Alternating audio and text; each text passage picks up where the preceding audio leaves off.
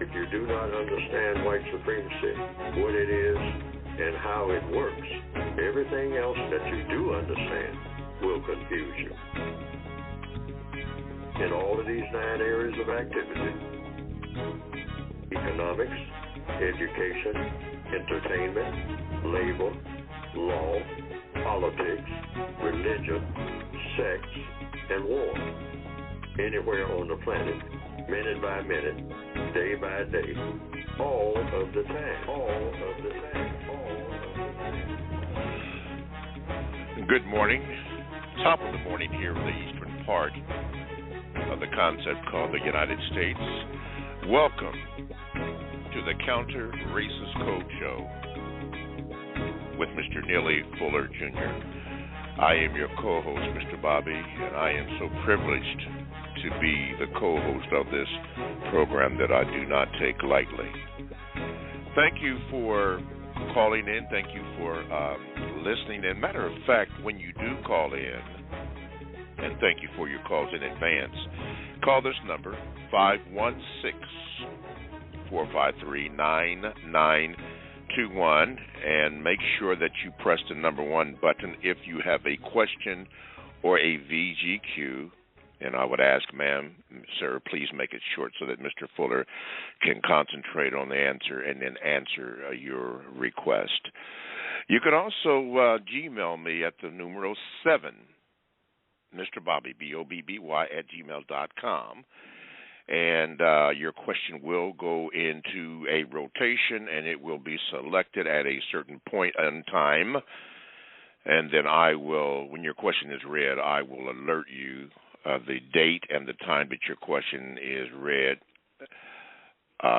Particularly if you do it on the replay or podcast or whatever, it will be read and you will be heard.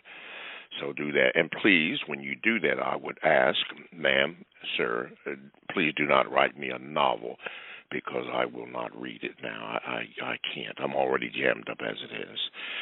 Okay. The chat room is open, and last week they were off the hook with some very good and provoking questions and answers and thought, and very, very good. Chat room people, I have determined, are very intelligent, and it appears that they do research. J.J. Killer is in the house today. The Invisible Negro is there. This one is new, and I'm going to mess her name up, but Chlorovelucion is in there. Okay, I don't know what, is that Spanish or French or whatever, you're there. Hey, Sankofa 777 is in the house, and he says, money. All righty, good day to you, J.J. Killer. Sue joined, thank you, Sue, and WRO504 joined. So you can see the chat room really gets busy as Let's Get On Code join. So thank you all. Okay, let's do this. Let me introduce to some and present to others Mr. Neely Fuller, Jr. And we are so blessed to have his wisdom and his thoughts on his book, which he will talk about in about 43 minutes. But he is on the line right now. And Mr. Fuller, good morning, sir, and how are you? Good morning. I'm still learning, trying to get some wisdom. Trying to. I'm with you, Mr. Fuller. Who with you? Have mercy. All right. Okay. Let's start off by this. This was a thought at last week, and I'll read it as this. This comes from Harry McKinley. Thank you, Harry. He says this. He said, Mr. Fuller, last week you talked about the language of mathematics and how it should be taught logically and coherently in order for it to be effectively understood. And I agree. Caucasian people's methodology, for most part, is very convoluted and confusing. There's a lot around the way phrasing of questions, a lot of double talk that throws us as African Americans off. Our learning style is different, and yes, there are some exceptions of us who can interpret or understand their legalese and twisted minds, but most of us can't. And this is where your book comes in, Mr. Fuller. You tell us all the time how to write it on the 5th grade level, because what you want most is for your message to be clear and understood by the reader. We're taught that the higher you go up in the educational realm, the more you should use obtuse and broad language to communicate. And you don't. Our people are smart and ingenuous in our own way, and that can't be measured by their standards. So, like you teach us, Mr. Fuller, it should be a slam dunk. No dribbling and playing around, just 2 steps and to the whole with it when it comes to anything we do, and most definitely when it comes to teaching the language of math, which has been made more difficult than it should be. Last week, I wanted to ask Mr. Bobby and you, Mr. Fuller, if either of you are familiar with the Tut language, that's T-U-T language. In case you don't know, it is an age-old black language or form of communication we used during slavery and even post-slavery in the South. It's not Pig Latin or Geechee, in case you were wondering, but it's making a comeback now, thanks to some young people on TikTok who have made it go viral. You can Google it if you need more information if you don't know. I appreciate both of you. I didn't really see a question in here, but I thought that he brought up some good points about mathematics and some points that you made about mathematics. Even though he wrote this, Mr. Fuller, and this is his VGQ, in which he has the right to discuss whatever he feels like discussing, but you would mention that math, and for those that weren't with the program last week, when you talk about mathematics, Mr. Fuller, what are you saying? I'm just saying getting things done. What I mean by getting things done is not just doing something just to be doing something, but trying to produce just for a description for it, just 2 words, but in a functional manner, and that is constructive results. This is what every move that every creature should be doing at all times in the known universe, logically speaking, following the logic, not following Neely Fuller, following the logic of the universe. Whatever move you make, just waving your hand, should produce a constructive result if you deliberately do it. Every move, every second that you're put here, using the seconds on what you call the clock that the creator of the universe gave you, you're supposed to be using it to produce something. I'm talking about every fraction of a second. So logically speaking, what are you supposed to be producing? Since you're put here for a reason, you may not know the reason, but you'll find out the reason by centering on, first of all, the question of why am I here? And then you look at around you and you see all types of chaos. And so you decipher what that chaos is. You look into it and try to figure out, what is chaos? Should it be chaos? And you come to a conclusion, logically speaking, no. That's the answer to that question. And then you say, well, then what are my duties? Your duties is to eliminate the chaos and make some sense of why you are here. So after a while, you begin to think about and move about, and that's what I did. I mean, it wasn't my plan because I didn't have a plan when I came into the world. So the plan is laid out for me, and that is to do what? Solve problems. So every move that every creature makes is supposed to solve problems, but you can solve problems by doing this, and you can solve problems by doing that. You'll be solving the problem, but there's a saying that I have coined, and that is solve problems without making any. Mm-hmm. Now, that's what you have to consider. You say, well, I'm solving a problem, but did you make any problems in the process? And that's a no-no. The law of compensation won't allow that. So, therefore, you want constructive results. These are the two words you finally get to. It took me almost forever to figure out. Does it get constructive results? Mm-hmm. Like in the letter that somebody just mentioned, they were talking about a language that is being used by black people in different parts of the world, but language serves a purpose.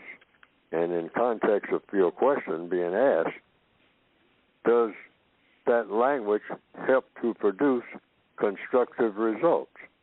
So you got to show examples of the constructive results. Otherwise, it's just another language, and you'll say, well, I'm proud of myself because I speak a different language from the white supremacists. But it's not just a matter of being different. It's a matter of, does the difference produce constructive results? We talk about Black history and Black History Month. And I was thinking about it just before we went on the air. Again, I reviewed it in my mind. Mm-hmm. What is the purpose of studying history? What is the purpose of studying the history of black people long before the advent or the beginning of white supremacy, which many professors go on and on and on and on and on about? But the key question is, in a history class, and there will be many right today, here on this Tuesday, somewhere in the world, someone will be talking about black history. Well, you're studying it. Does it produce a product called constructive result? That's it when you study anything. And when you move about doing anything on a daily basis, codification, logical codification, that came with the universe, you have to come to the conclusion eventually, and swiftly if you can, does it produce constructive results? Problem solving, constructive results. Those are you say the combination of four words, but you can choose any two or put four together. Problem solving, constructive results. Constructive results, problem solving. Problem solving, constructive results. Constructive results, problem solving. That's it. Okay. And would you consider with what you just said that the four wants are included in your conclusion of what you just said? Yes. Okay. What do you want to do? Yes, sir. Why do you want to do it? How do you plan to do it? And what do you expect the constructive results to be? And this should be the essence of every move that every creature, not just people, but animals, because they're acting out, doing what you might call non-constructive things. People say, well, be like some of the animals and whatnot. Which animal? You pick out the animals, and I see ducks. And, ducks are very finely crafted in appearance. See, we're talking about people's appearance and all like that. We have beauty salons and barbershops, and we have all types of things that, clothing that people wear that attract attention. Okay, so you attract attention. But what's the constructive result of all that attention that you attract? You put in all this work now, pruning yourself, walking around like, the rooster crowing, getting attention. That's what the rooster's doing. Hey, I wouldn't be crowing. The sun is coming up. I'm a rooster. I'm supposed to crow. So I want everybody, not just other chickens, other roosters like myself. I want people to wake up. That's what the rooster's crowing for. Okay, Mr. Rooster, you got our attention. Everybody wants attention. Everybody wants a little bit of glory. All right? All creatures do. So you got it. Now, did you produce a constructive result by doing that? That's the question. Yes, sir. And did you solve a problem? Yes, sir. That reminds me of something that the former, now deceased former governor of Texas, Ann Richards, once said. She said, "While the rooster delivers, while the rooster crows, the hen delivers." Very profound. Okay, in the conclusion of this question, Mr. Fuller, based on your analysis of that question, would you say that math is a universal language, and why? Well, everything is mathematical. Solving problems is all mathematical. You don't solve a problem of any kind without math. You don't produce a constructive result without math. Putting up a house, and I'm not just talking about things that, like a carpenter, a bricklayer, or a machinist. That's all math. Going to the moon and back, that's math. But also social math. The words that you use to interact with people, does it produce a constructive result? Or does somebody get angry? And that's why I'm saying no people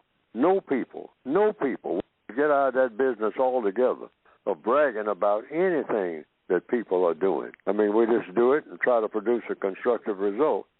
But the way this entire world is being run by everybody who participates in running it is absolutely lunatic, crazy, insane. You don't have any sane people on this planet. In the system of white supremacy, and why do I say that? The person say, well, wait a minute, so a lot of people have accomplished this and accomplished that, and so who has bragging rights? Let's go straight to the jugular, straight to the core. Who has bragging rights? The answer is nobody. Just on one thing alone. People kill people. Yes, they do. Just that. I'm just going to say just that alone. Among black people, black people have any bragging rights about anything? White people? Any people? Question is, all problems are solved through the process of questions and answers. Do you have bragging rights that some person is killing another person anywhere, at any time, for any reason? A person killing a person. Now, people don't really create people. We reproduce them, what's already created. So you're going to kill something that you didn't create? You're going to do that? And you're not a creator. So what gives you that license? A person is something that's pretty well put together. Every person that you see, you're talking about a heart, teeth. You're talking about ears that have something in it that can pick up sound. And you're talking about how that sound can be used when a person learns how to do something and all like that. You're talking about all of the wiring, we call them nerves and whatnot, that goes into one person's body. Then somebody runs up and down the street with a 9mm and puts all of that out of business instantly. And that person could not create not one eyeball, the person that did it. You can create something that looks like an eyeball, but it ain't no eyeball, and it ain't going to have no sight to it either. but it'll be pretty to look at. Mm-hmm. See, we're all fascinated by something to look at. Okay.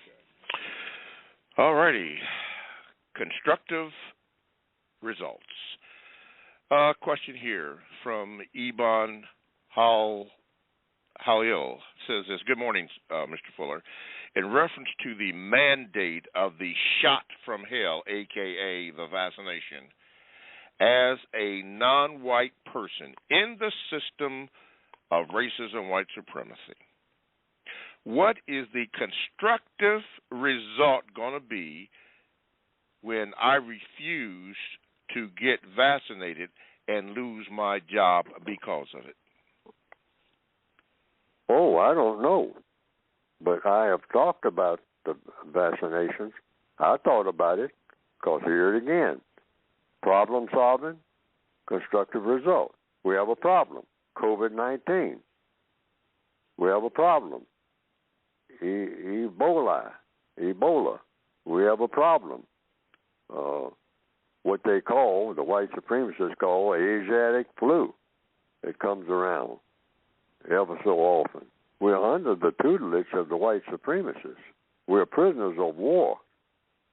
So the warden of the prison master, comes out and tells the prisoners, all right, you black people, line up. And I'm not going to force you to do it, but if you don't get this shot, you're going to die from a disease, okay, of some type. Now, I'm telling you, right, you're here in my prison, and this disease is spreading all over the prison, inside and out. So if you don't get these shots, you'll die. Now, I know it's a lot of you who think that this is another one of the warden's tricks, which it could be. But when you're dead, that'll be proof of something. And if you get the shot, 15 years later, you'll find yourself doing all kinds of strange things, because what I put into your veins is going to cause you to do all kinds of strange things that are not going to be productive for you. It's going to mess with your mind, not your body, because I tricked you. Okay? Now you can take your choice. Spin the roulette wheel, take the shot, or not. So, like I said on one of the programs prior to this one, I thought about it and thought about it and thought about it and listened to all sides of everything, and then the roulette wheel. I took the Pfizer shot. That's what I did. Both of them. Now, later on, if I start talking crazy, then I already am. Crazier here on the air. You might attribute it. Well, here go the races again. It got fuller. Fuller went for the bait. He took it, and he's on his way out of here because his mind is going. His body's still here, but he ain't making no sense at all, and I ain't listening to him no more either. So like the code says, follow the logic. You don't follow people anyway. Yes, sir. Okay. But you are a prisoner of war in the system of white supremacy. So you spin the roulette wheel or you back away from it. It's your choice. Yes, I can't tell you what to do because I don't know. All righty. Let's go out to Los Angeles, California, where Swa is there. Good morning, my brother. Greetings, Mr. Bobby. Greetings, Mr. Neely Fuller. My question comes from a member from the book club, and his question is, Mr. Fuller, is why is it non-constructive for black people to name call, ridicule, and waste time going after other so-called sellout black people? Because it doesn't produce constructive results. All you have to do is just look at the record. Name calling. Name calling. I call you a name, and then you jump out of the chair in the barber shop and whatnot. I mean, and say, wait a minute, what'd you call me? Now, the barbers all tell, usually they're elderly people and some young ones there. And they say, hey, you cats, hey, you dudes, calm down, whatnot. No, he called me a name. He ain't getting away with that. He ain't getting away with that. No, I don't take that. So here we go. But after all the smoke clears and the bodies, are carried out, what was the constructive result of the name calling and the reaction to the name calling? Somewhere today, somebody's going to call somebody a name that they don't want to be called. The code says anybody should be able to call you any kind of name at any time, under any circumstance, and call all your family the same type of names, including what you call your mother or father or stepfather or whatnot, all them names, include them in the batch. The code says anybody should be able to do that. And you shouldn't react to it at all. You're listening to it, and it shouldn't mean not anything at all, logically speaking. Why?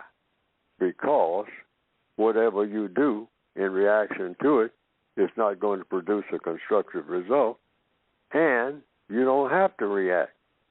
You can act like nothing is said at all, because for all practical purposes, you can say, hey, so he said it. So what? Well, he said that about your mother. Well, who is he? Who is she? My mother is my mother. Mm-hmm. There's no connection at all.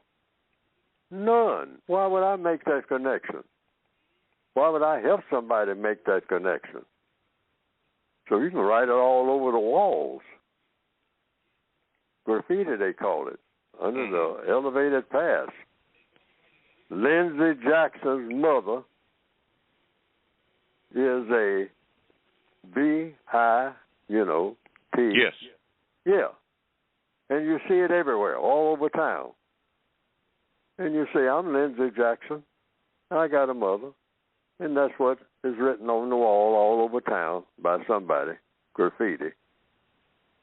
They say, well, man, what does that do to you? What you take that. Have you gotten people out? Do you lose sleep at night? Have you got the police on this trying to find out who's doing that? No. That's got nothing to do with me. Nothing. No connection at all. Mm-hmm. And I'm Lindsey Jackson. All right? And my mother is Hattie Mae Jackson. So what? Somebody's saying that about her. Mm-hmm. Okay. They haven't said anything. Because the question is, who is the person saying it? Is that God? I'm not supposed to act like that's who that is. Okay. And even if God says it, so what? Mm-hmm. I don't think God will say nothing like that. I have no reference to that either. Before I let Swallow go, Mr. Fuller, Swallow, in your book club, Mr. Fuller, is one of the books that you recommend called Race Code War by Kahari Inaharo or something like that? Yes, and okay. I was just looking at the cover of it a few minutes ago.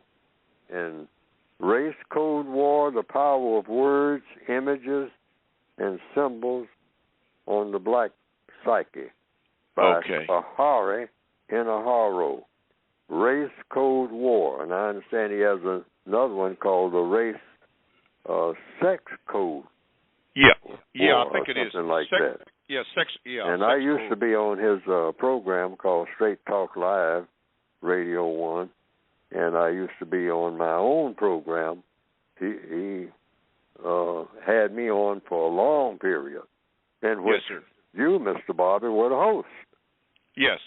And that's how I was introduced to you, to Kahari Inaharo. Yeah, now, the compensatory concept. I'm not saying I can't recommend people's books. Right. But I have glanced through his book, and I have it in my hand right now because it happened to be here on my desk. All right. And I have seen information in it that I think some people might find of interest. Okay. And so, since he's talking about code, and I'm saying everybody should be writing code books. If you're going to write a book about solving problems, write a book about thinking about it and speaking about it and what to do. And it seems that there's some information in his book. I haven't read the book, but it seems like there might be some information in it. But there are quite a few books on the shelf, from what I understand. I've seen them and glanced at them in libraries and in bookstores of, why should white guys have all the fun or something like that, about how a black person can make money. So anything that tells you how to do something, not how to feel about something, that's important too, but how to get something done, whether it's written by a black person or a white person or any person, how to get something done. That's what black people in 2021 should be concentrating on. Get something done in the way of doing what? Solving problems that produce what? Constructive results. Okay. Thank you, Mr. Fuller. All right, Swat, thank you. All right, we got to take a break here, so let's do that. Thank you, Swat. Don't be a stranger. Okay, for everybody else that's still listening, you are listening to the Counter Racist Code Show with Mr. Neely Fuller Jr. And I forgot to mention today's program is the August the 17th edition, 2021. Where has the time gone? My goodness. But that's what you're listening to, Mr. Neely Fuller Jr. here, the Counter Racist Code Show. To get in contact with the show, dial this number, 516-453-9921. You can listen to the program, or you can, if you have a question or VGQ, just press the number 1 button, and you'll get in the rotation. And when your number is called, I'll cue you in. You can also Gmail me at the numeral number 7, Mr. Bobby, BOBBY, @gmail.com. You can do that. It will not be read today, I don't think, but it will be read, and I will inform you of that. And you can also get in the chat room where there is marvelous conversation going on. Be Good One has come in there. Emery Lumumba, hey, Brother Lumumba is in. Let's get on code MAGA VGQ. I wonder, are you still in another country, MAGA VGQ? And Still Learning 2 is in there. The chat room is full. How about that? Glad for that. You can get in there and put your 2 cents in, whatever that is, and enjoy the conversations in there. And that's good. Okay, so let's move on.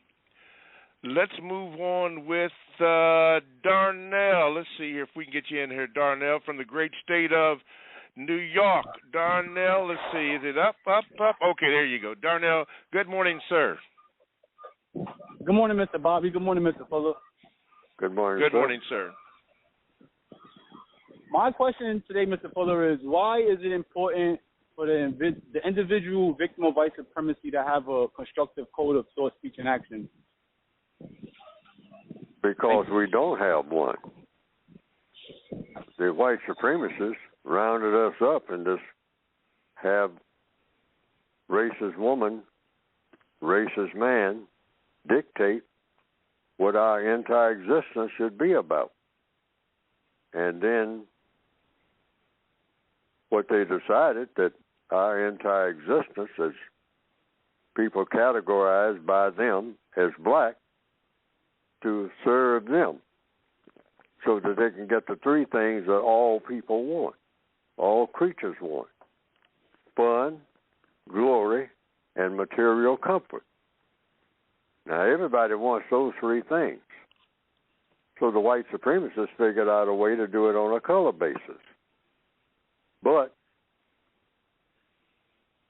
since everybody wants these things, and the white supremacists thought up a way to get them that turned out to be the most powerful way to get anything so far in modern history has proven one people taking advantage of another people, they figured out they'd do it on a color basis. It's been done on all kinds of, using all kind of criteria before then, But they figured out, why not do all the world's business on the basis of what color a person's skin is? And I imagine somebody having that conversation and answer to that question, because the evidence shows that somebody definitely thought about it and came up with it and made it the most powerful religion and political system in the world in recorded history. Nothing is proven to be more powerful than the system of white supremacy. Nothing among people as a political and religious system. No religion is stronger than the system of white supremacy. It is indeed a religion, because a religion is just a strong belief backed up by action. That's any religion. Otherwise, it ain't a religion. A strong belief backed up by action. The system of white supremacy is proven to be the most powerful religion ever in recorded history. A strong belief backed up by action.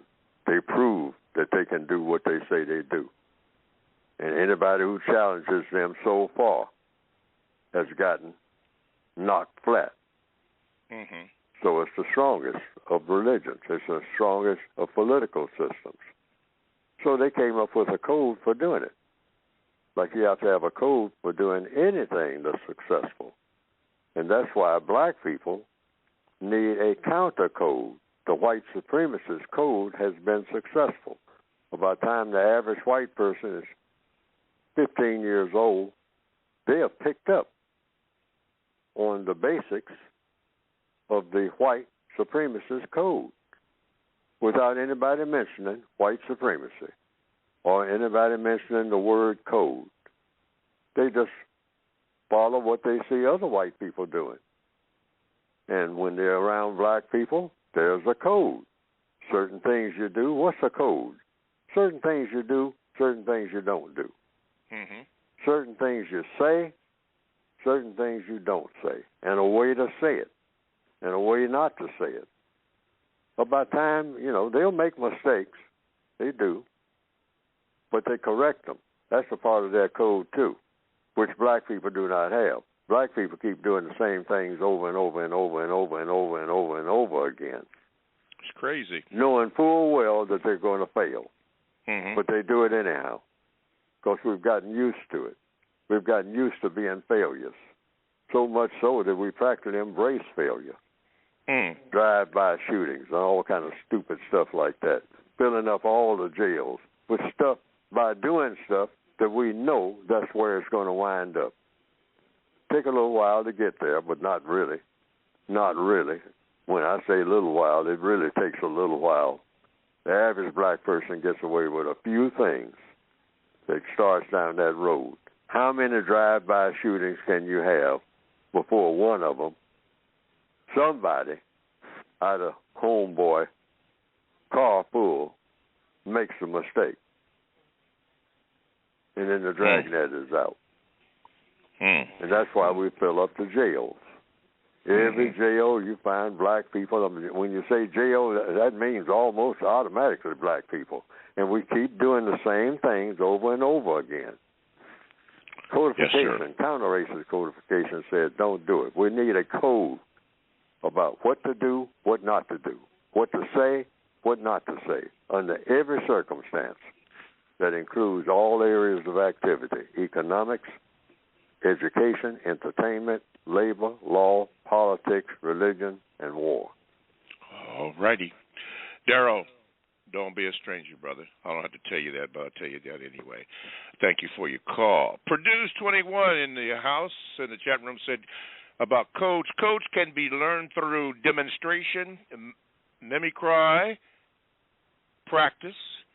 Children learn code from the older people they see implementing them, and they never have to learn that is a specific type of code. Code must be implemented through action to be effective. All righty. And Still Learning had this to say, Still Learning 2 had this to say in the chat room, speaking to everyone. What problems have you solved in the last week? Good question. Good question. Okay, Excellent. let's get ready. I like to say this guy's name because in my former days as a sports broadcaster and then listening to a lot of radio, there was an announcer in San Diego, California that used to announce the games or announce the ball players at Jack Murphy Stadium in San Diego, California. And one of my favorite players of all time was a man named Willie McCovey. They called him Stretch, big guy. And I just happened to pick that up. But this is not Willie McCovey. This is Willie in Charlotte. So let me cue you in here. Willie, we got you. Oh, there you go. Hi, Willie. Good morning, sir. Morning, Mr. Bobby. Good morning, yes, sir. And greetings, Mr. Fuller. Good morning, sir. So I have a VGQ and then a question for Mr. Fuller. So the VGQ, I'm taking it back to math now. Degree in mathematics education, taught math, but I got in college at about the 6th grade level in math and had to struggle to kind of get that degree, first generation college and all that. So the VGQ kind of connects history, math, and a constructive response. So let's say we go back and look at the Egyptian pyramids. Japanese tried to build a pyramid 1/3 the size of the Great Pyramid back in the 80s and failed. Using modern technology and supercomputers, they said, we can't do that now. And what we extract from history is the wisdom of what we need to survive now. So the fact that they were doing it, these were black people, all the planning, all the mathematics and the physics involved in building that pyramid is more complex than we can even do now. And so that's what we extract. But then we don't be lazy and not do the math. Math is the language of nature. It allows us to take command and produce a constructive response, whether engineering and so on and so forth. Now, here's my question, Mr. Fuller. There was a brother who was responsible for 50% of all black people with PhDs in mathematics came through one man, Abdul Alim Shabazz, and he was a math educator, professor. He produces those types of results with kids who were so low on the SAT and ACT, they didn't even register, and he turned them into mathematical prodigies. And when we asked how he did that, one of the things he said, interesting, Mr. Fuller, was that he, taught them their history. He was a historian as well, African historian, PhD in applied mathematics, worked for NASA. But one of the things he said was that what it is they don't understand, and then I stick with that, and we develop a way of communicating to where they're telling me exactly what they don't understand, and then with hard work and all that, and that's how he produced what he produced. So my question, Mr. Fuller, now my question is a lone VGQ, but the question is this. I just thought that given that background was so insightful that you begin to talk about mathematics and communicating it in such a way that we can learn it. You can have 1,000 pages in abstract algebra, number theory, ring, group, field theory, formal set theory, explaining how it is 1 + 1 = 2. But if the way that information is conveyed is such that we can't get it, then we're turned off by it. And so I just thought it was very insightful for you to make the observation that we have to learn to find a way to communicate math, which is key to all the other sciences, in a way that doesn't turn black people off. So that is my question. How is it that you put those two together and thought to bring that up as a topic? I thought that was so insightful. Thank you, Willie. Mr. Fuller? Well, my answer to that is, under the second area of activity, education. Education, this means you learn everything that you need to know and everything that will produce a constructive result. You learn everything about everything. There's no such thing as an educated person, because there's no person that I've ever heard of in the known universe other than a creator that knows everything. but there's a method for learning everything. And then there are methods that are difficult, and then there are methods that are easy. Like we found that out just from things that we do every day. I mean, you have getting the top off of a can. I mean, there's an easy way, the way it's put together, and then you can have one that's, hey, I can't get the top off of this can, man. I'm going to have another tool to get it. I cannot open this oil drum with this tool that I got. I mean, this thing is on too tight or something like that, or it ain't designed right. Okay, that's all mathematics. So you find the easiest way to do everything, because there's an easy way, the easiest way to do everything, and then there's the hardest way, and there's a whole lot of ways in between. And that's from getting a top off of an oil drum or milking a cow. Easy way, difficult way. So so-called education is try to find the easiest way, the most efficient way of doing everything. And math is no different. It shouldn't be a category that's somewhere out there on the side of every other category of what we call being educated. Math is kind of set aside as something mysterious, something, hey, that's almost like forbidden territory, and and very difficult. Well, that might be by design. Conclusion I came to. The white supremacists said, hey, you don't want the average black person, the average what they call homeboy, I mean, just walking around with a head full of math in his head where he is a problem solver of every type you can name. I mean, it ain't a problem he can't solve. Not just sitting up in a classroom reciting math. I mean, he knows all the math that he is for doing this and doing that and getting this done and getting that done that produces constructive results. Why? He has a language for doing it that's different from any language ever heard before. Somebody tapped into it, and that's what we should be searching for. Yes, now, sir. Somebody might say that at one time we had that language, but we didn't have the mathematics, the political language to do one major thing. See, it's, like I said at the early part of the program, you got numerical math, where you deal with numbers and all like that. Then you got political math, meaning interacting with people.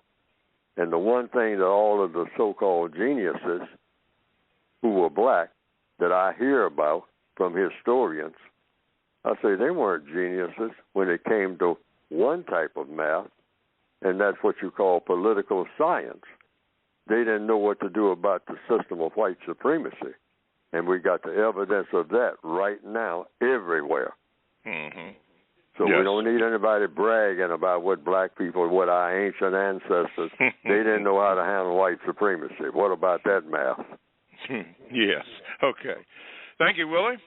And, Okay, let me say this. Let me remind people, please, when you have a question, ask your question or VGQ, please, ma'am, please, sir, please make it short, okay? Could you do that? Could you be reminded to do that? Thank you very much. Okay, Estelle, we're going out to the Mojave Desert, California, named after California. Hello. Yes, you're Hello? There. You're All there. righty. I'm going to move as quickly and as I can, Mr. Bobby and Mr. Fuller. In observation of current events in Afghanistan, watching a host of males run to a plane, living here in California, a host of young males, middle-aged males, running across the border. In conjunction, if I think back in history, where the African or black male was confronted with dominant force, I'm asking a question about cowardice today, Mr. Fuller. Why do a multitude of males, and in this case particularly non-white males, are they cowards? Is that such a dominant trait to be spineless? I notice these males, for example, in Mexico, complain about hells, but none of the men pick up arms to fight them. What I saw yesterday in the news, a whole bunch of males, instead of picking up weapons and fighting to the death, running towards planes. What is your observation of your 92 years on Earth, Mr. Fuller, about cowardice? Thank you. All righty. Thank you, Estelle. What was that question? What is your observation about why so many males with testosterone are cowards? All right. Thank you, dear. Oh, black males. Black males. Black non-white males, black males just don't know and understand what they're supposed to be doing, apparently. I'm a black male. I don't know what I was born into the world under the system of white supremacy, so I don't even know what I'm here for until they tell me. And I think that applies to every black person, period. And black males were taught that, hey, there's nothing to us. I mean, our job is to do what the white supremacists tell us to do, and we don't have a job other than that. And that's why you see us running across tarmacs, trying to hold on to, which way does the white folks go? Because we want to go too. Take me too. Take me too. I want to go too. I want to get out of here. I can't live here with all these other black people because they don't know what to do, all messed up. Everywhere you find black people, everywhere in the year 2021, it's that way. The system of white supremacy made it that way. And throughout recorded history that I know about, because they chose to be white supremacists. And the result is the black male is a failure at everything, and the black female best not rely on that failure. Looking for the black male to be of any kind of salvation, hey, good luck with that. The black male is a total failure. I'm going to say that again. Worldwide. The black male is a total failure. And most of it came from that thing that all people want, one of those things, seeking glory. Running on empty and seeking glory. And we're still doing that. That's the main reason. We get glory out of a hairdo. That's just one thing. I mean, hey, I got it all, man. Now, hey, I'm somebody, Man, you got another hairdo. That's all you got. That's all you got. You ain't a problem solver of any kind. That hairdo did not make you a problem solver. I don't care what you do with it.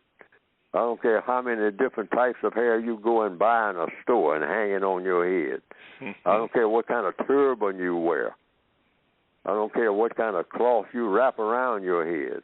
I don't care what kind of cloth you put on your body and how low you drop your pants. You ain't a problem solver. Your record shows that. So in answer to the question, why are we that way? Because we've come up under the system of white supremacy.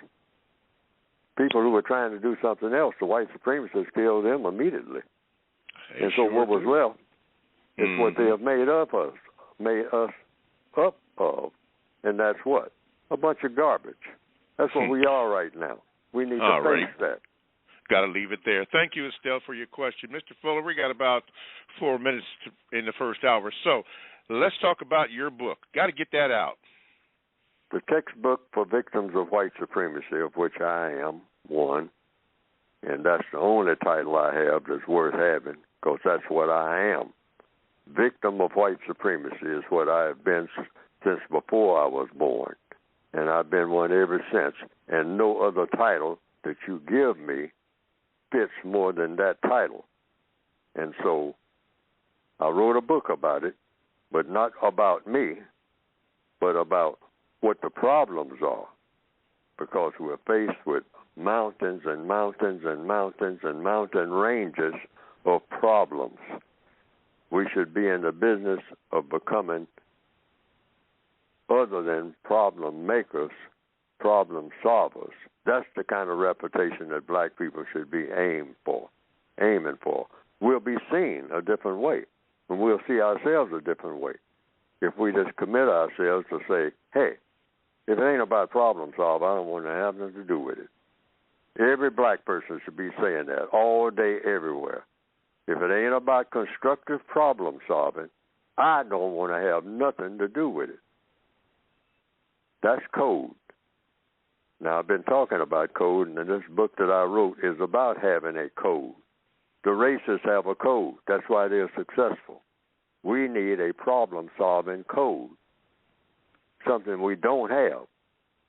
We're just showing off, strutting around, trying to act like we are somebody, when we're nobody to the white supremacists, and the white supremacists tell us what to do, and we jump to do it because we know better than to try anything else. So I've written a book about how we can replace the system of white supremacy with the system of justice. That's the logical process, which means we have to become problem solvers, not problem makers.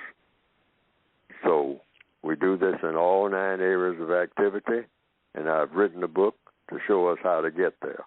It's the one thing that we don't have. The name of the book is so long. I have 3 titles for it. I took the liberty of doing that. But basically, it's a textbook workbook for thought, speech, and or action for victims of white supremacy, showing us how, as individual people, what you think, what you say, and what you do, as individuals, you can replace the system of white supremacy with the system of justice. Because the theory is, the concept is, using that type of code, you solve the problems of the individual person, and by doing that, multiplied, you solve the problems of all people. That's the mathematics, codified mathematics.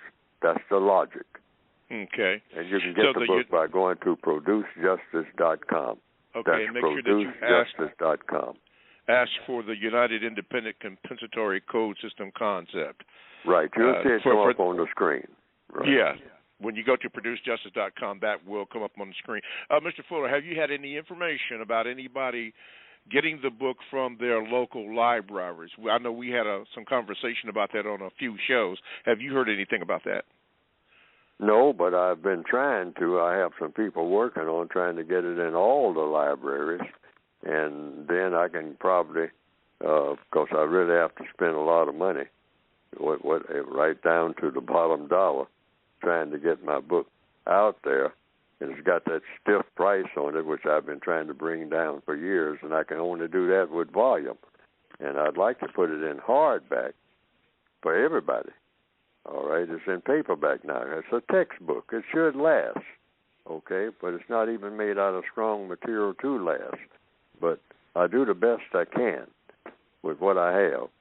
But I don't take donations, because that's not the compensatory way either. That's even included in the book. I'm not a preacher. I'm not a preacher, and I'm not a teacher. I mean, I'm just a person that's telling some viewpoints, throwing them out there, and hoping that some of them will work for somebody somewhere. Okay. And hoping that I can solve the problem of racism. That's what I started out to do. I'm failing so far. Before I close out the first hour, which I have about 30 seconds, any information on you being on the Carl Nelson Show on WOL out of Washington, D.C.?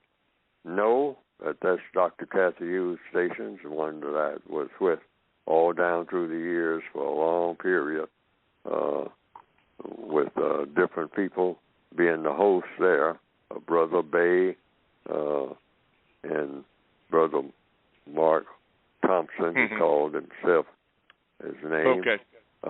And these people there's a lot of tapes out here, WL, and Mr. Carl Nelson, who also has interviewed me. I mean, even when I went on road trips to speak at bookstores and whatnot, he would invite me to come into his station in Los Angeles. Okay. So he's with WL now, but I haven't heard from them this month. All right, thank you. Okay, that concludes the first hour of the, I get ready to say the compensatory concert, or the Counter-Racist Code Show with Mr. Neely Fuller, Jr. If you have to go, thank you for your participation in the first hour. Stay tuned for the second hour of the Counter-Racist Code Show with Mr. Neely Fuller, commencing in 5 seconds.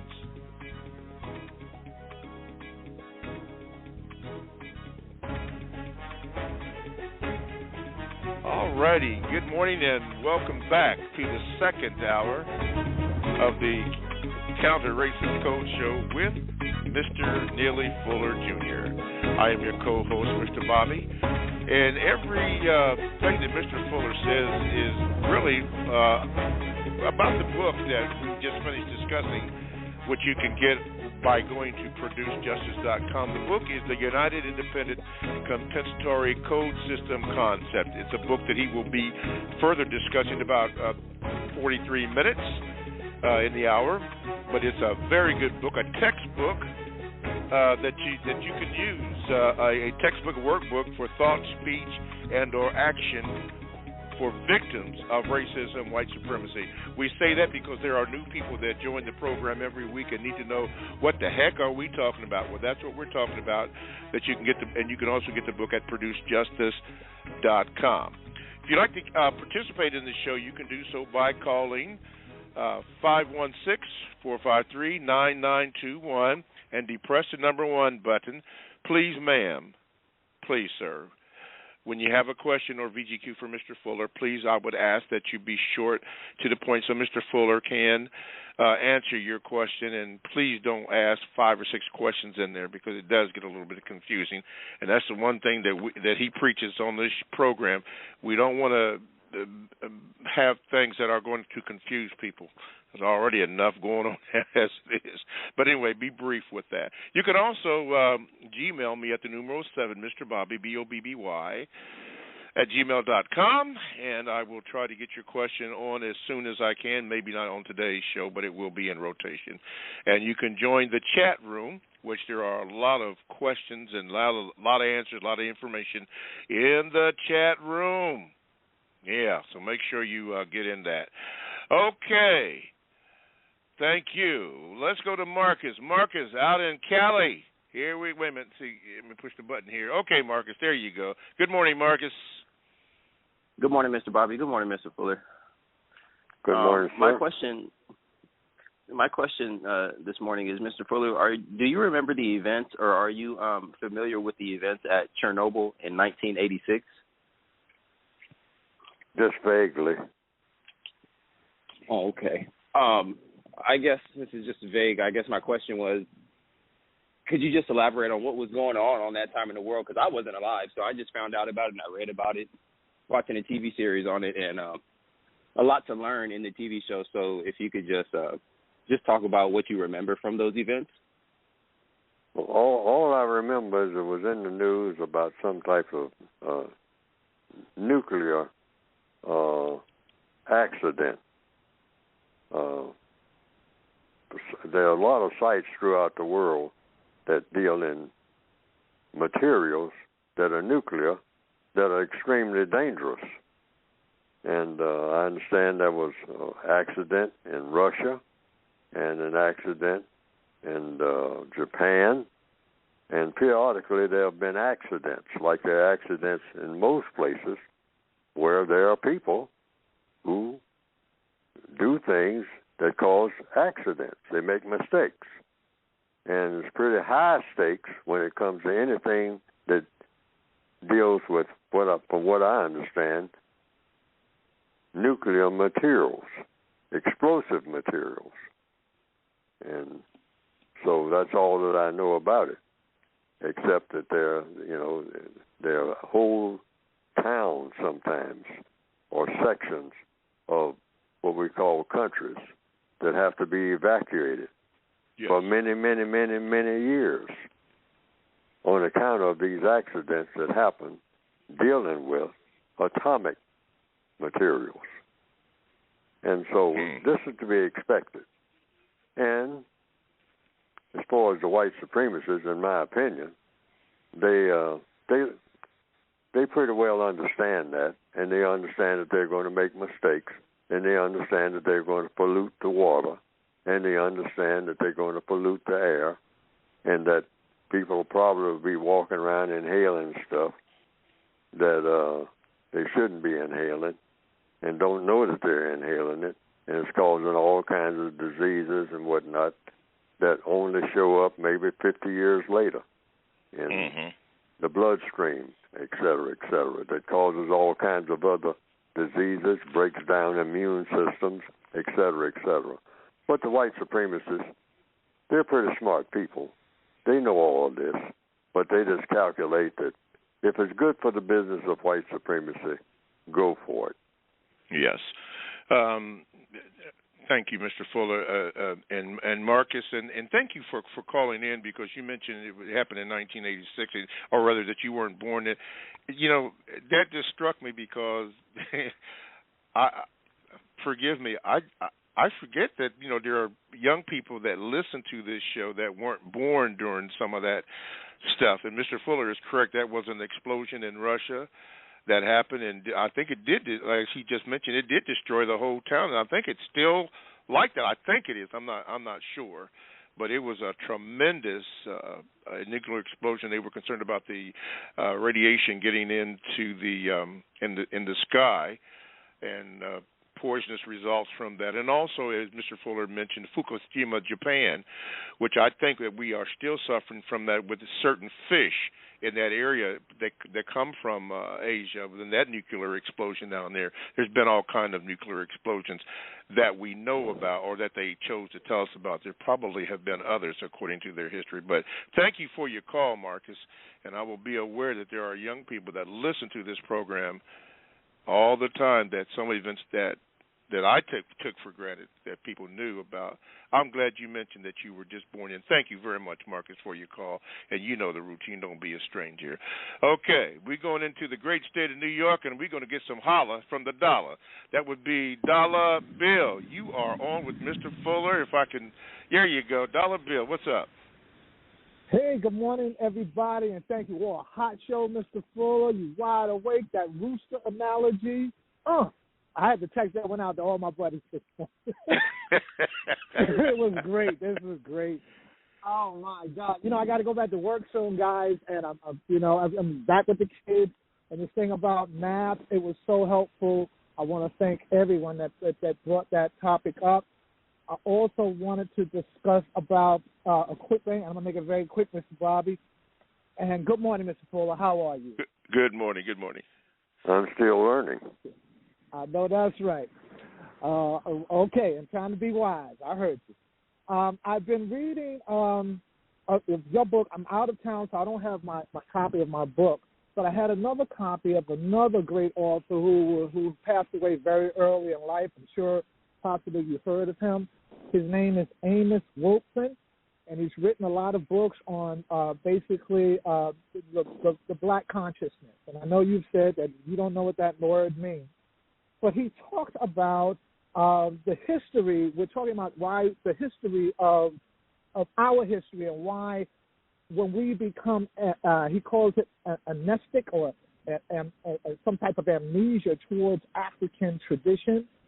And he's saying that if we don't really understand this, that he says you cannot use your own wealth that we have here, whatever little wealth we have, to create our own economic system. And in his book, The Falsification of African Consciousness and Eurocentric History, Psychiatry, and the Politics of White Supremacy, this thing about why it is important. And he says that if you forget your past, you would not be able to understand me right now. You would not be able to walk or talk.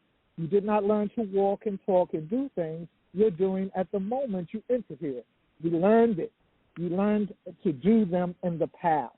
And what he goes on really is stating that when we look at history and how they tell their history, European history, he says that they tell it in a way that that intimidates.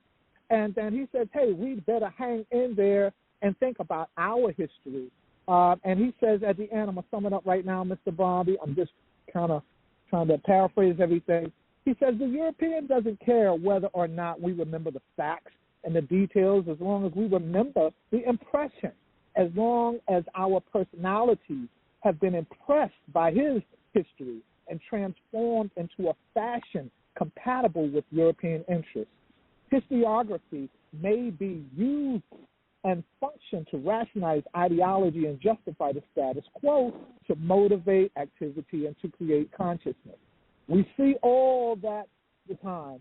The rationalization of slavery through the use of history, the rationalization of European domination through the use of history. Why is our cultural history stolen from us?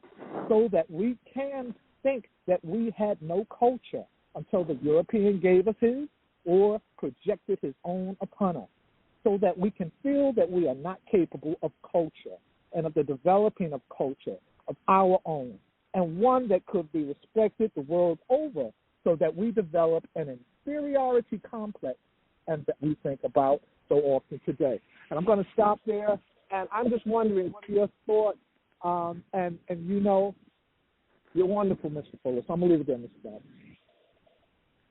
All righty, sir. Thank you for your call, dollar bill. That was him. Thank you, sir. Yes, sir. Thank you. All righty. Okay. Mr. Fuller, someone just asked, there are two questions here. Someone just asked, can VGQ be used to harm people? Sure. But you still have it. Victims guarantee qualification. If you're a victim of white supremacy, you're guaranteed the qualification of being, by being a victim of white supremacy, you're guaranteed having the qualification for saying anything that you choose to say about race, racism, and or counter-racism.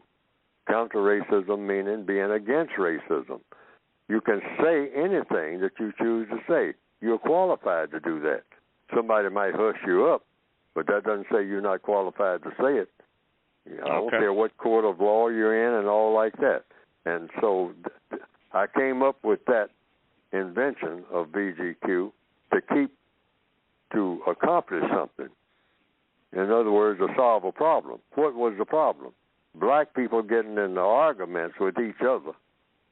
Bunch of prisoners at the bottom of the slave ship arguing with each other about the best way to go about not being slaves when all of them are slaves. So since they're all slaves, they're all equal. So all of them are guaranteed the qualification for saying what they wish to say about their status as slaves and what to do about it. Everybody's voice should be heard, simply for a very logical reason. What? Nobody has known what to do about the system of white supremacy since the system of white supremacy began. Nobody. Everybody claims that they got, ideas about it or what their reaction to it is. And a lot of people like myself saying they're coming up with a formula for defeating it. Nobody's done it yet. So everybody's voice should be heard since nobody has done it yet. Lots of people have said, well, I studied this and I studied that and I went to this university. Nobody has done it yet. See, the code is all about, hey, show me the constructive results. If you start talking about the pyramids, when it comes to white supremacy, show me the constructive results. Otherwise, why are you talking to me about the pyramids or about anything? Or about the latest styles that black people have, or what church you go to, or what your religion is. What has that got to do with defeating the system of white supremacy, which is the most powerful religious and political system in recorded history? You say, well, we got great scholars and whatnot. Hey.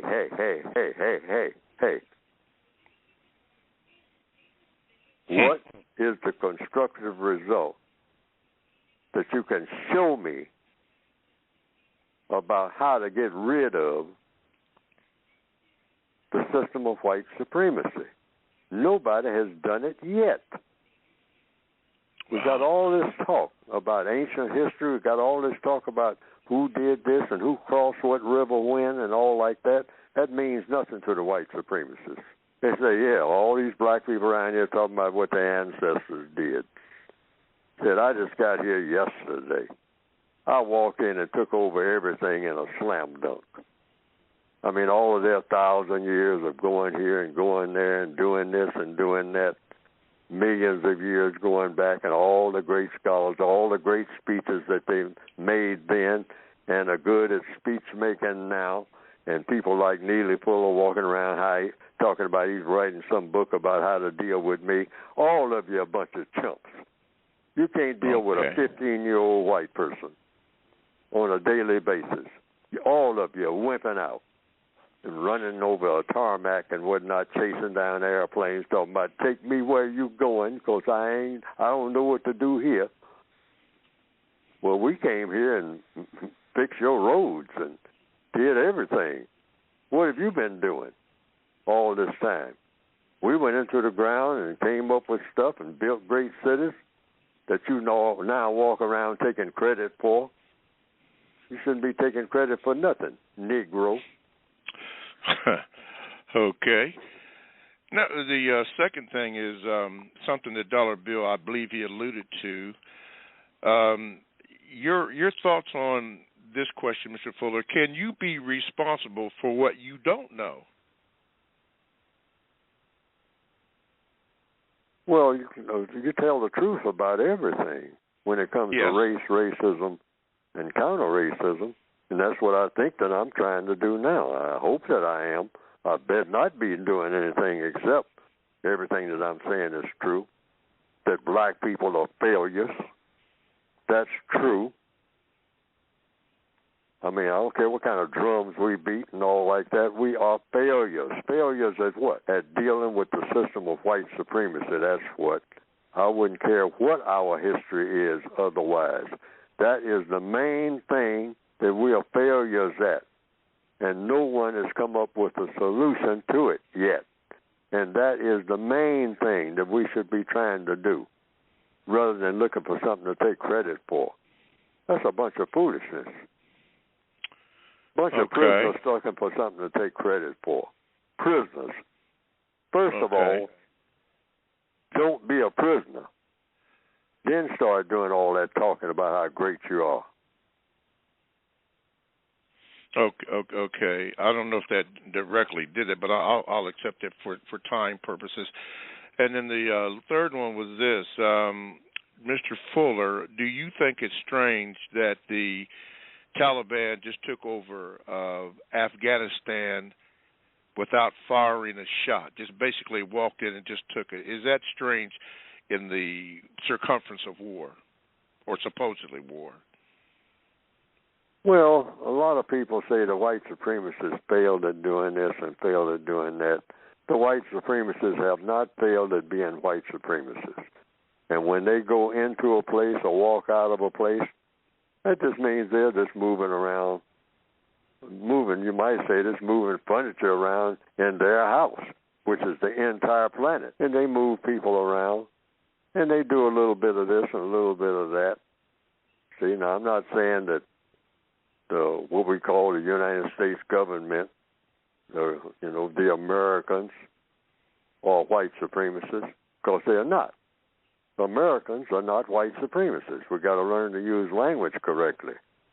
There's no way to be an American and be a white supremacist.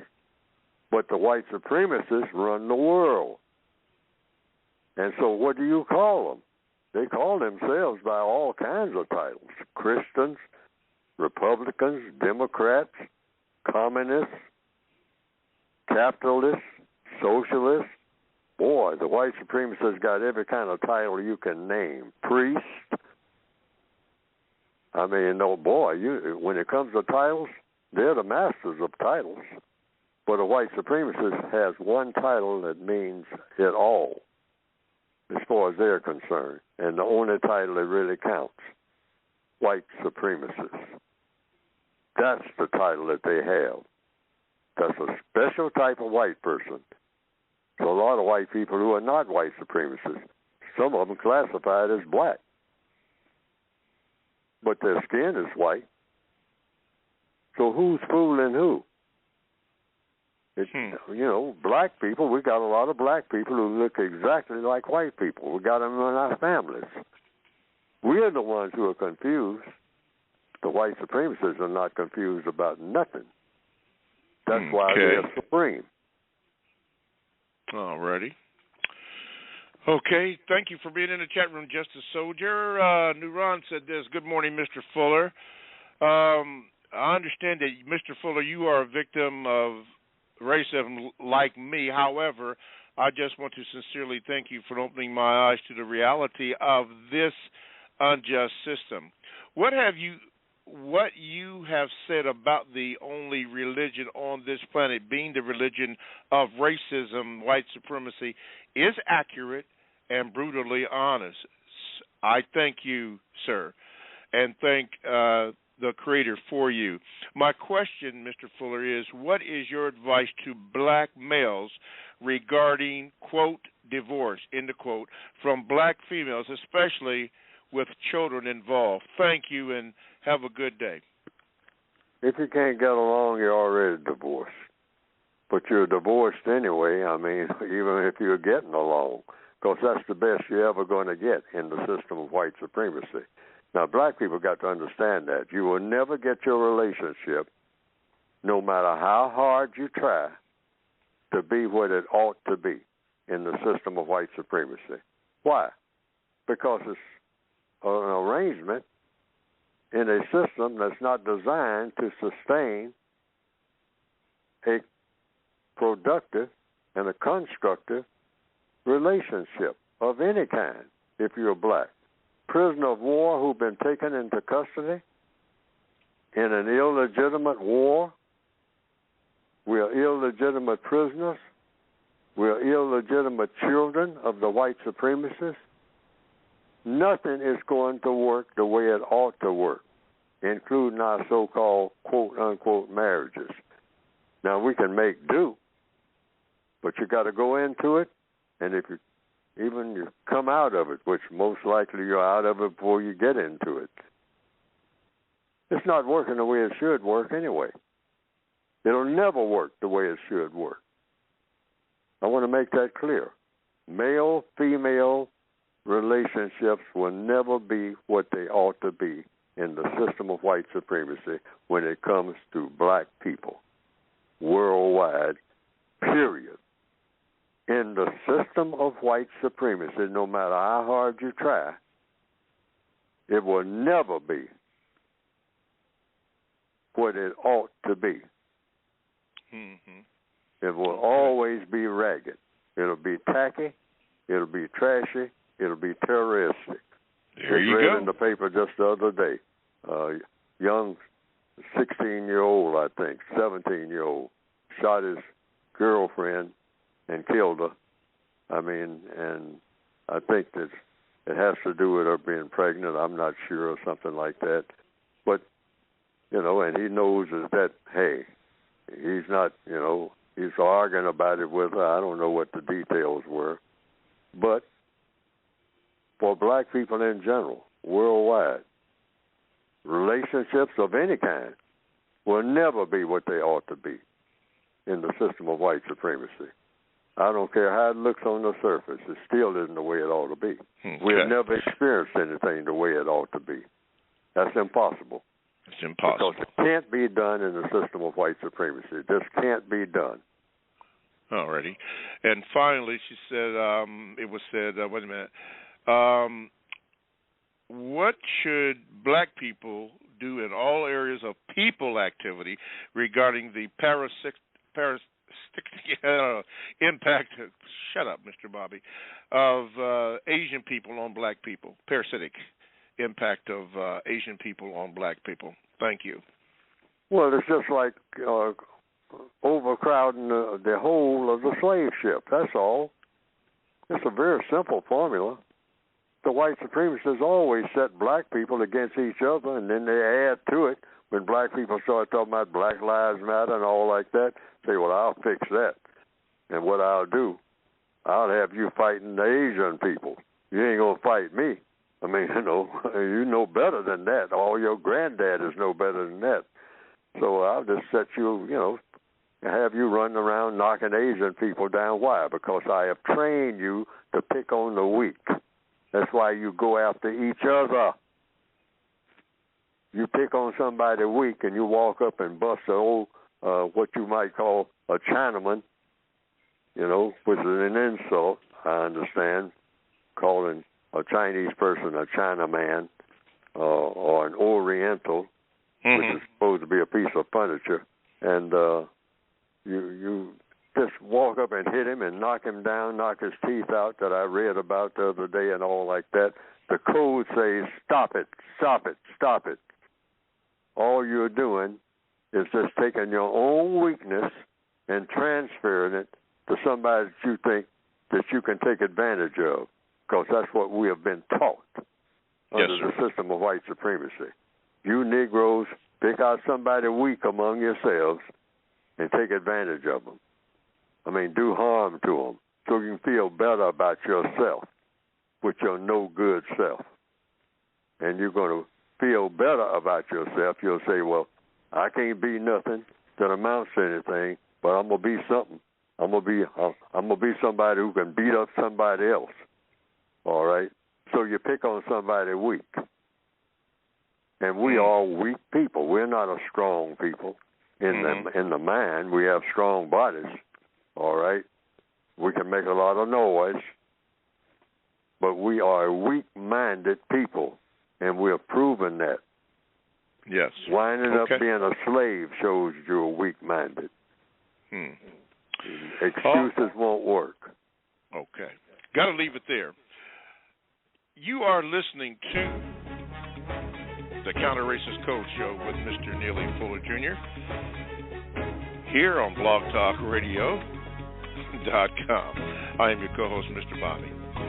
Thank you for your listenership. We got about a half an hour to go, so thank you for that. If you'd like to get in on the calls, you can by dialing 516-453-9921. Make it brief, because we're coming up against the clock. Chat room is available, and they are really blowing it up, and they're outstanding. You can get in on that. Conversations, I will occasionally read one of those. And you can also Gmail me at the numero 7, Mr. Bobby, at gmail.com. You can do that, and it won't be read today, but I will at some point read it and let you know about that. Be brief and all of it. Okay, chatters, chat room, man, you are really doing it good. Mr. Fuller, your information on that divorce has just got it going, obtuse. All righty, so let's get this last half hour of the Counter-Racist Code Show with Mr. Neely Fuller on the way. And let's go right here to the great city of Buffalo. And we got Mr. Ryan in there. Wait a minute, let me see. Ryan, let me see here. Okay, Ryan, you are on with Neely Fuller. Go ahead, man. Yes, good morning, Mr. Bobby and Mr. Fuller and everybody. How you guys doing? Good morning, sir. Good morning, quick question. Mr. Fuller, can you please describe, if the code allows you to, a typical day for a universal man and universal woman? Well, there's a lot of descriptions, but basically they're the same.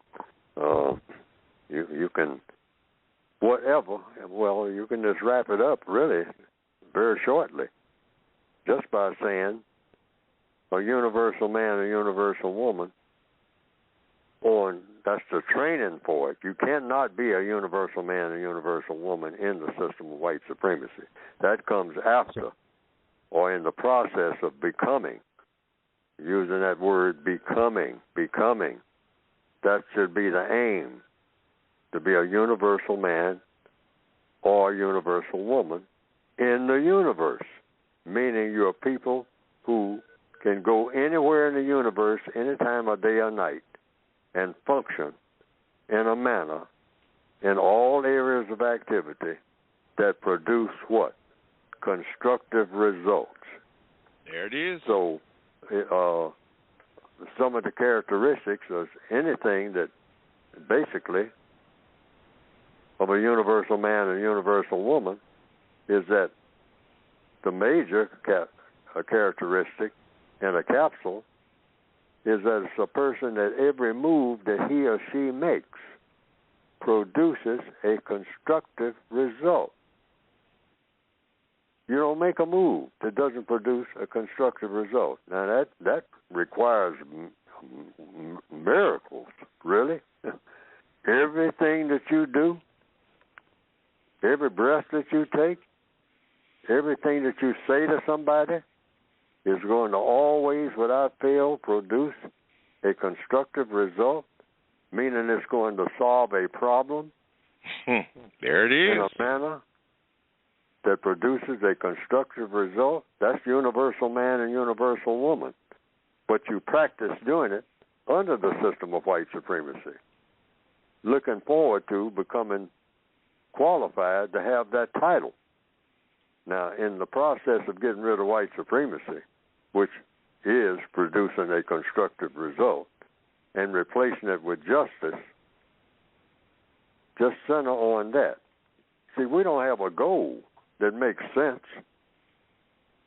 I don't even hear people talking about one that's logical, except just copying some of the things or trying to achieve some of the things that the white supremacists have done. No, we're supposed to be going much further than that. Much farther. Much farther. So I give that title to it, universal man and universal woman. That's the ultimate goal.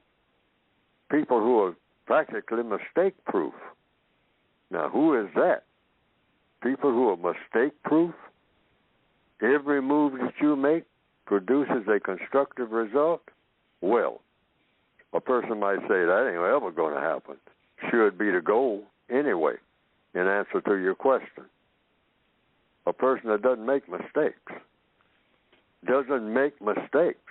A person that doesn't make mistakes. That should be the goal for every black person on the planet. And we should be rehearsing for that title.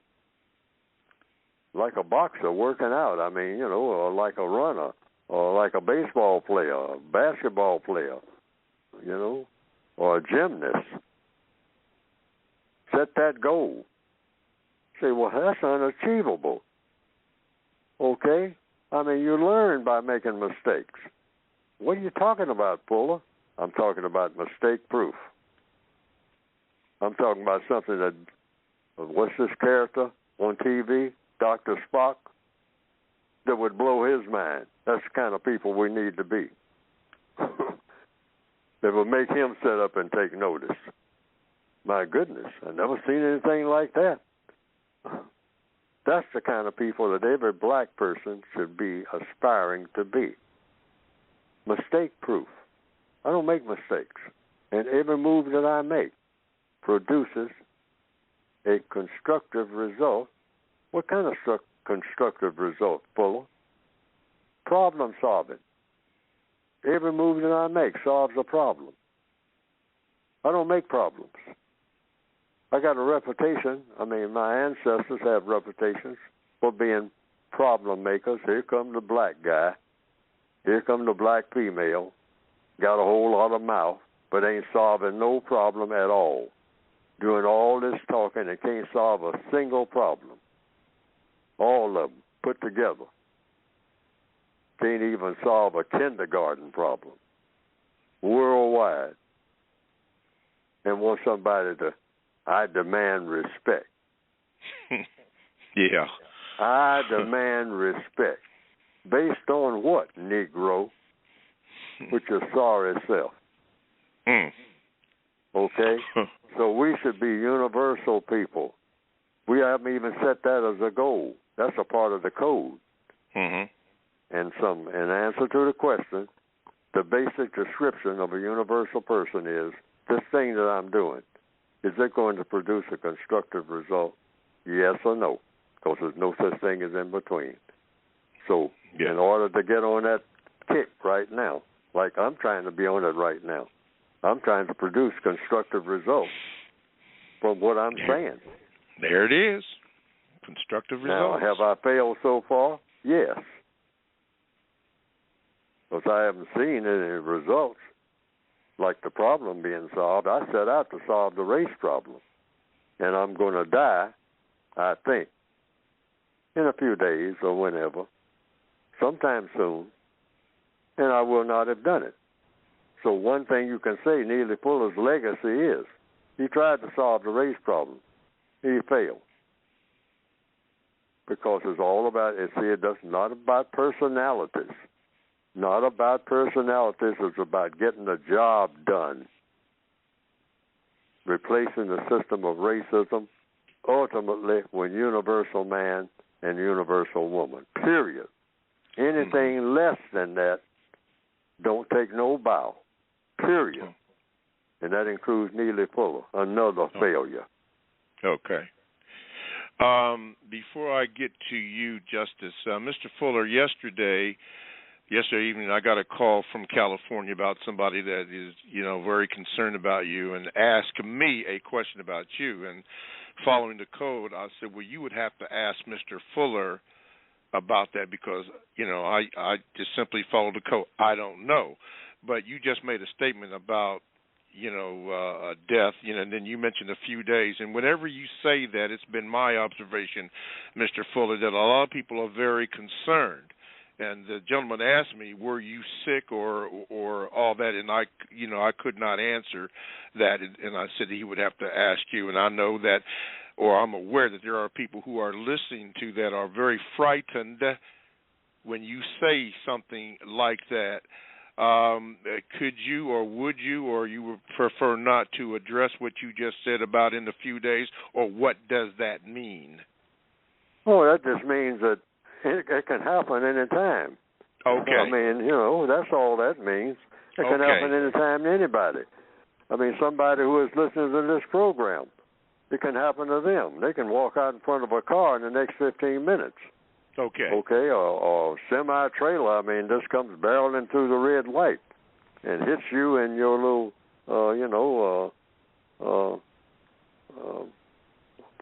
forward or whatever. I mean, hey, and you're going 60 miles an hour. The driver fell asleep with a loaded 18-wheeler. I mean, and there you are, sitting at the light, minding your own business, waiting for it to change. And hey, it can happen to anybody. So that's all that's about. Okay, but I want to tell people right now, it happens to everybody. It's just a matter of when. So get out of your head about this, being anxious about somebody dying. You come into the world. There's an old Japanese proverb says, death comes before life. In other words, you are dead before you're born. That life begins with death. I think that's an absolute quote. Life begins with death. You're dead before you're born. Nobody mourns all the people who are not born yet. But we got this thing of mourning people when they're gone, when we didn't earn any of it. We're here because some creator decided we'd be here. So the whole thing is to do constructive things with the time and energy that we are given, because it's all a gift. And this whole thing about looking for somebody holding on to a person, we got to get that out of our heads. People are made to pass on. We're designed that way. Otherwise, we just keep on trucking forever. But we do in the form of what we call reproduction. And that's the best we can do. We're designed that way by whatever designed us, the Creator, Allah, God, the Great Spirit, whatever you want to call it. We know we didn't do it, none of us. So all this thing about we holding on to a person's dead body or a person's live one, No. Get out of that. Don't be mourning no Neely Fuller. Or be talking about, going around digging up graves of our ancestors and burying them in the, the grounds where they should be. All ground is sacred. That's another thing. Talking about holy land. According to the code, all land is holy. No such thing as some unholy land. What do you mean? Land is land. That's all. It's what people do with it. And look at that mess that they call the Holy Land right now. Nobody wants to be around it. You got good sense. Ain't nothing but what? Strife, killing, talking about killing, planning on killing. This belongs to me. This belongs to that. Christ was here. Muhammad was here. And I'm entitled to this, and I'm entitled to that. Moses was here. Fussing and fighting, fussing and fighting, fussing and fighting. And the white supremacists exploit that to the hilt. Holy land. All land is holy. Everything that you're looking at is holy, depending on how you use it. Yes, sir.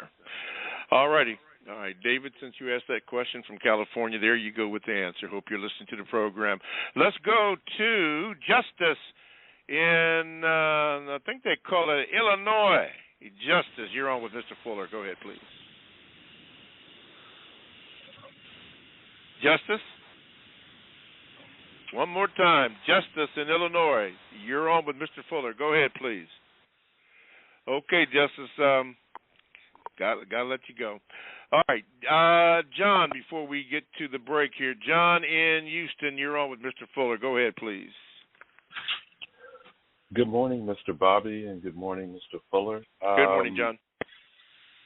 They're very interesting things that he just got through saying, not just about death, but that, quote-unquote, so-called black people are absolute failures. Now, I know he put that personal to himself about not being able to succeed in his goal of ending the system of white supremacy. But without the true discussion of violence and the implementation of it as a counter code or a counter racist tactic, I don't know that he's going to answer that specifically today. But I'd put that alongside with what he said is the success of the white supremacists, which is essentially just causing chaos and confusion. So if we're to use the tactics of our enemies, whether Mr. Fuller goes in depth on this, and Mr. Bobby, I would be intrigued about your perspective as well. What is the tactical preference for us to actually start being successful? Because it seems, and I'm in agreement almost with 100% of what Mr. Fuller has said today, in particular, in talking violence and talking war. When you see the response in Kabul and these so-called brown-skinned people in Afghanistan hollering for their white daddy, is that what you were meaning this morning, Mr. Fuller or Mr. Bobby? So if violence and war is the primary tactic of the white supremacists, what does that mean for countering it with a strategic response? And I think Malcolm said it best. We have a failure to communicate when you are saying nonviolence to a violent people. And I thank you for the time, Mr. Bobby, and, keep the faith moving forward. All right. Thank you. Mr. Fuller? Well, when you're talking about war and counter-war, you're talking about any conflict of any kind between people. That's all war is, conflict. So the compensatory code is supposed to give instructions about how to counter that. That's not the, if you talk about violence, you have violence, you have nonviolence, and you have counter-violence.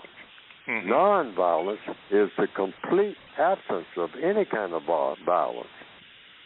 So in the world that we're in, we don't have any such thing as nonviolence. That can't exist.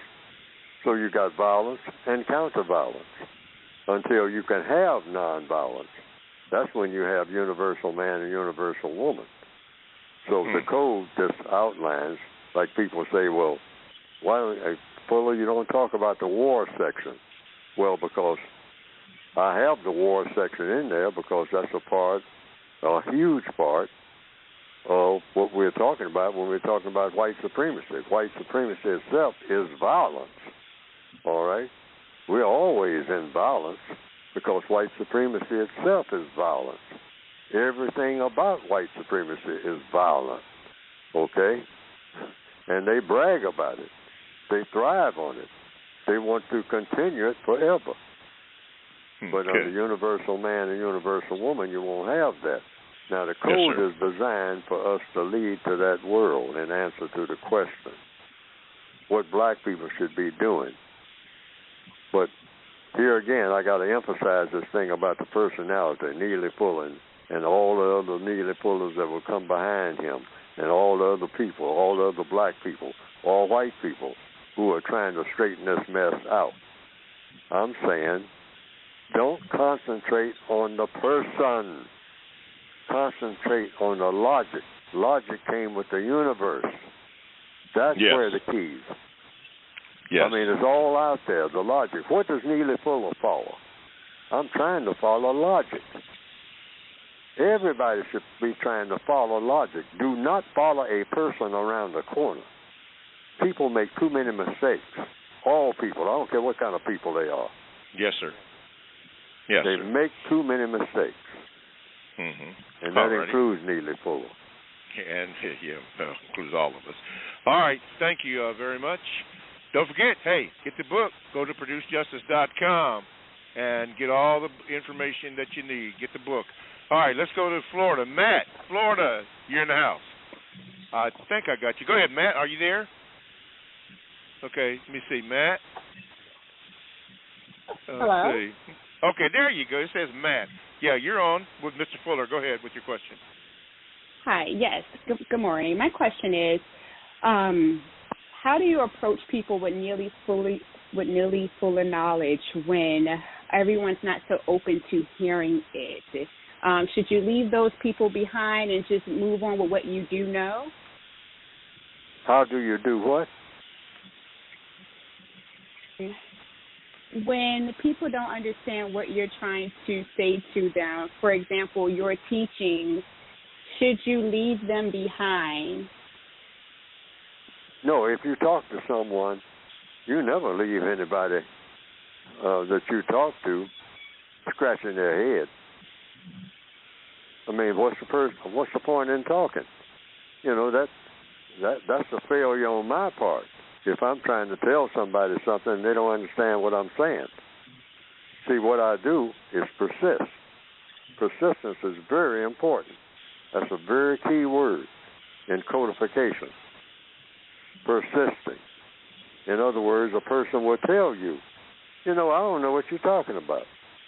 I've told people that, flat out. I don't know what you're talking about. I don't know what you're saying. You're saying something, but I don't know what it is. I don't understand what you're saying. So what you do is find a way to say it. That's what I said about mathematics. Find a way. Talking about the students fail, no, the person who's trying to tell them.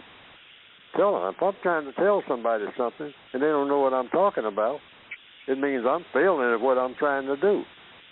That's all that means. If the person is willing to listen, the person is doing their job, listening. If I'm talking. Yes, sir. So my job is to make sure they understand what I'm saying. Every teacher has got to understand that. Okay. I got to figure out a way to tell this person what I mean when I say what I'm saying, so that the person will not walk away scratching his or her head trying to figure out what was that all about. That's a failure on the person doing the telling. Alrighty. All right. All right. Thank you for your call. Let's go down to Maryland, not too far from you, Mr. Fuller. Looks like Rainbow. Talk to me. Hey, Mr. Bobby. How are you? Good. Good. Hey, Mr. Fuller. How are you? I'm still learning. Absolutely. When you were speaking earlier, I 100% agreed with what you were saying about black people and experiencing relationships that are constructive and productive. And then when you said, that you were going to die in a couple of days, I've been listening to you for a long time, so I knew exactly what you meant, but it brought tears to my eyes, and I thought, I don't want you to die, I love you, And my question is it possible for non-white people to love and experience love? No. Reason being is described in the Word Guide of the textbook for victims of white supremacy. That's the second of the additional volume to the basic revised expanded edition, 2016. It's a word guide, counter-racist word guide. What is love?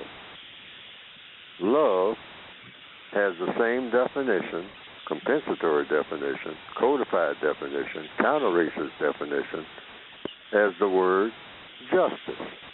So what is justice? Guaranteeing that no person is mistreated and guaranteeing that the person that needs help the most gets the most constructive help. Now, does justice exist anywhere on the planet? The answer is no. The system of white supremacy and the system of justice cannot exist on the same planet at the same time. That's just the way it is. You can't have justice and have the system of white supremacy on the same planet at the same time.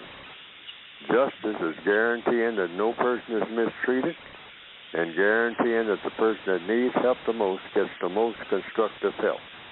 There's no way for black people to have love because they can't have justice in this system. It's not going to happen. We can go on what you might call a romantic trip or an emotional trip or any other kind of trip, but it's not love. In order to have love, you have to have justice. You have to guarantee that nobody's being mistreated. And you have to guarantee that the person that needs help the most is getting the most constructive help. We have been taught by the white supremacists to call everything love.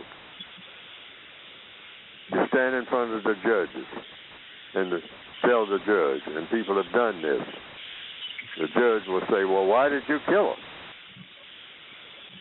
Or the lawyer will ask that question and say, well, Your Honor, to tell the truth about it, I want y'all to have mercy on me because I tell the truth. I killed her because I loved her. Well, you killed her because you loved her? Yes, Your Honor. Well, what do you do with people that you hate?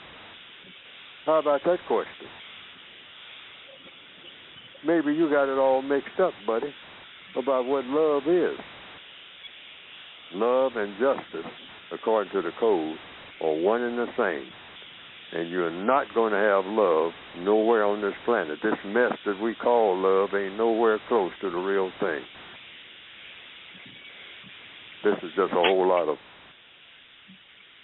evaporated emotion, really. And that's why it's unreliable. Black people talk about love more than anybody. And can't stand each other. Mm-hmm. Gunfire all night long. So much for love. So much for love. Okay, thank you, Rainbow, and don't be a stranger. Mr. Fuller, one of the things about your book, the United Independent Compensatory Code System Concept, about being everywhere, Be Good One wrote the thing. He said the thing that I wonder about is when this book is everywhere, like a Bible in the motel room, how to keep it from getting corrupted. That's the thing. People know how to blank things up. He used the word funk, but we know what he meant, things up. What say you to that, Mr. Fuller? Yes, I've considered that big time, okay? And I know that a lot of things are going to be attributed to me that I didn't ever say, because I hear it even now. People saying things that I didn't say, and people saying things that I did say and adding to it and subtracting to it from it and all like that, I'm hearing that and I'm still here. See, so I know it'll be happening when I'm gone, but I'm doing the best that I can. There'll be confusion. That's why I tell people, don't follow Neely Fuller anywhere. Stop being fascinated by any person on this planet. I don't care what kind of person it is. Stop being fascinated by any person. Any person. All people are seriously flawed. There's not a person on this planet who is not a cripple. White, non-white, male, female, whatever you want to call it. Not a single person who is not seriously crippled, mentally, seriously crippled. So get that thing about being fascinated by a person out of your head. Now, what should you be fascinated about in a compensatory way? Making up for what's missing. That's what compensation means. What should you be fascinated by? Logic. Logic. So what is logic, Fuller? Logic is cause and effect. Be fascinated by what works and what doesn't. That's what you go by when Neely Fuller is no longer here, or anybody is no longer here, or when everybody is here. If nobody never died, that principle is the thing that you follow. You don't follow a person, period. That's it. Mm-hmm. Never follow a person. I don't care what kind of person it is. I don't care what they look like on the surface. I don't care how great they sound. People make mistakes. Logic is not about mistake making. You eliminate mistakes. And that came with the universe. So look at what works and what doesn't. That's what logic is. What works and what doesn't. And what are the constructive results of that work? I'll go back to how I started this program and every program. Constructive results, problem solving with a constructive result. Follow that. Yes, sir. And you cannot get lost. It's impossible to get lost. Does it produce a constructive result? Say that at every meeting. After everybody gets through blowing off steam and sounding great and clapping their hands and stomping on the foot on the floor, I mean, stand up and say, wait a minute.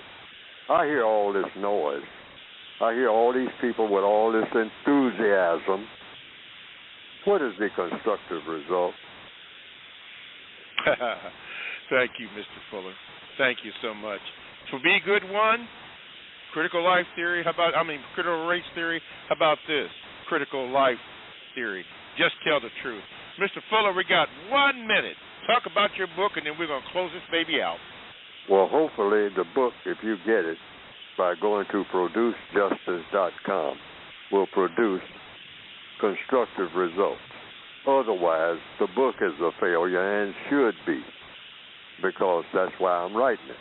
Trying to produce constructive results in everything that people who are classified as non-white, prisoners of war, prisoners of the system, the illegitimate system of white supremacy, will become the illegitimate children of the white supremacists. They killed off our parents and seized us and made us to act like them, in blackface, and want to be like them, which they are not the criteria at all. Universal man and universal woman, people who are flawless, people who do everything in such a way that they get the most constructive results out of everybody. That's what we should aim to be. And you can get the books to help us get there, hopefully, by going to producejustice.com.